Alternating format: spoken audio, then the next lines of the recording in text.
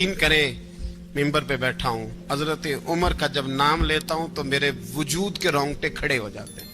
حضرت عمر کی زندگی جب پڑھتا ہوں تو لگتا ہے خدایا ایسے شخص بھی دنیا میں آئے کہ حضرت عمر رضی اللہ تعالیٰ عنہ کا آج یوم شہادت ہے۔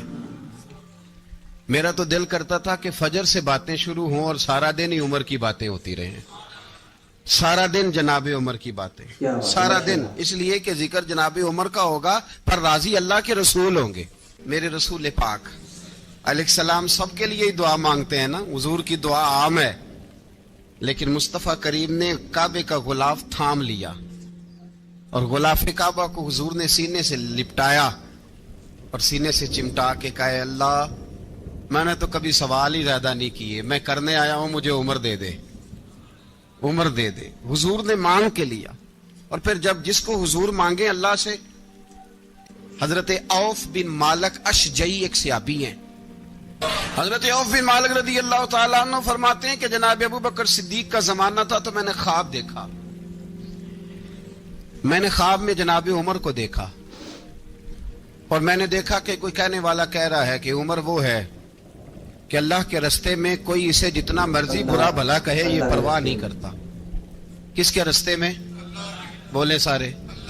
اس کا مطلب ہے اللہ کے رستے میں لوگ برا بھلا بھی، قرآن مجید نے کہا وَلَا يَخَافُونَ لَوْمَةَ لَائِمٍ، کچھ لوگ ایسے ہیں جو برا بھلا کہنے والوں کی لوگ پرواہ نہیں کرتے۔ اور دوسری بات میں نے یہ دیکھی کہ عمر خلیفہ بنے گا، اور تیسری بات میں نے خواب میں یہ دیکھی کہ عمر شہید بھی کیا جائے گا، عمر شہید بھی ہوگا۔ یہ میں نے تین باتیں خواب میں دیکھی۔ فرماتے ہیں میں نے آ کے خواب حضرت ابو بکر صدیق کو سنائی، وہ خلیفہ تھے، وہ کہنے لگے ٹھہر جا میں عمر کو بلاتا ہوں، اس کے سامنے دوبارہ سنانا، اس کے سامنے۔ فرماتے ہیں میں نے بلایا حضرت عمر فاروق کو، آ کے بیٹھے، خواب شروع ہوا، کہا ایک بات تو میں نے یہ دیکھی کہ آپ ملامت کرنے والے کی پرواہ نہیں کرتے، دوسرا آپ خلیفہ بنے گے۔ جناب عمر کہنے لگے چپ کر، ابو بکر کے سامنے ہی کہہ رہا ہے، چپ کر، خلیفہ کے سامنے کہہ رہا ہے۔